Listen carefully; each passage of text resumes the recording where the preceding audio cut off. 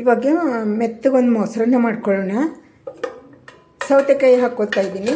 ನಮ್ಗೆ ಎಷ್ಟು ಬೇಕು ಒಂದು ಸಣ್ಣ ಸೌತೆಕಾಯಿ ಹಾಕ್ಕೊಂಡಿದ್ದೀನಿ. ಸ್ವಲ್ಪ ಕಾಯಿ ತುರಿ ಹಾಕ್ಕೊಂಡಿದ್ದೀನಿ.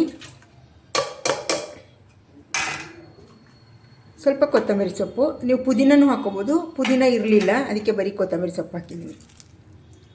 ಮೆಣಸು, ಜೀರಿಗೆ, ಬಿಳಿ ಎಳ್ಳು, ಬೆಳ್ಳುಳ್ಳಿ ಮತ್ತು ಕರಿಬೇವಿನ ಸೊಪ್ಪು ಇಷ್ಟನ್ನು ಹಾಕ್ಕೊಂಡು ಮೊಸರು ಹಾಕ್ಕೊಂಡು ರುಬ್ಕೊಳ್ತೀನಿ. ಅನ್ನ ಮಾಡ್ಕೊಳ್ತಾ ಇದ್ದೀನಿ. ಒಂದಕ್ಕಿಗೆ 2 ನೀರು ಹಾಕ್ಕೊಂಡು ಮೊಸರನ್ನಕ್ಕೆ ಅನ್ನ ಮಾಡ್ಕೊಂಬಿಡ್ತೀನಿ. ಮೊದಲು 2 ವಿಷಲ್ ತೊಗೊಳ್ತೀನಿ. ಸ್ವಲ್ಪ ಒಂದು ಪಾತ್ರೆಯಲ್ಲಿ ಸ್ಟವ್ ಆನ್ ಮಾಡಿ ಎಣ್ಣೆ ಹಾಕಿದ್ದೀನಿ.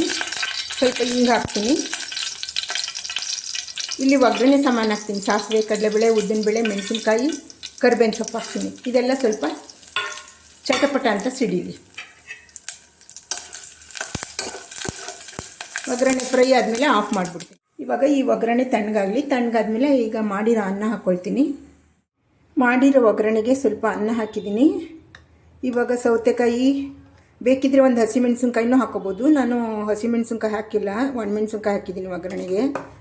ಈಗ ಮಾಡಿರೋದು ಕಾಯಿ, ಸೌತೆಕಾಯಿ, ಕೊತ್ತಂಬರಿ ಸೊಪ್ಪು, ಅದರದ್ದು ಚಟ್ನಿ ಹಾಕೋತಾ ಇದ್ದೀನಿ. ಈಗ ಉಪ್ಪಿನ ಪುಡಿ ಹಾಕ್ತೀನಿ.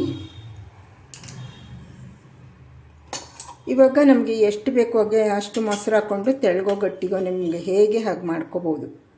ಮೊಸರು ಹಾಕ್ತಾಯಿದ್ದೀನಿ. ನಮಗೆ ಎಷ್ಟು ಬೇಕು ಅಷ್ಟು ಮೊಸರು ಆ ರೀತಿ ಹಾಕ್ಕೊಂಡು ಕಲಿಸ್ಕೊಳ್ಳೋದು.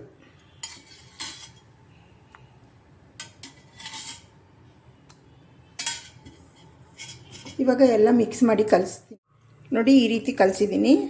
ಈ ಚಟ್ನಿ ಇನ್ನೊಂದು ದಿವಸ ಮಾಡಿಕೊಂಡು ಮೊಸರು ಹಾಕ್ಕೊಂಡು ಬೇಕಾದ್ರೆ ಮೊಸರು ಸಾರು ಮಾಡ್ಕೋಬೋದು. ಮೊಸರು ಹಾಕ್ಕೊಂಡು ಜಾಸ್ತಿ ಹಸಿಮೆಣಸಿನ್ಕಾಯಿ ಹಾಕ್ಕೊಂಡು, ಇಲ್ಲ ಮೊಸರನ್ನೇ ಕಲಿಸ್ಕೋಬೋದು. ಈ ರೀತಿ ಮೊಸರನ್ನ ಕಲಿಸಿದ್ದೀನಿ. ಒಮ್ಮೆ ನೀವು ಈ ರೀತಿ ಟ್ರೈ ಮಾಡಿ ನೋಡಿ.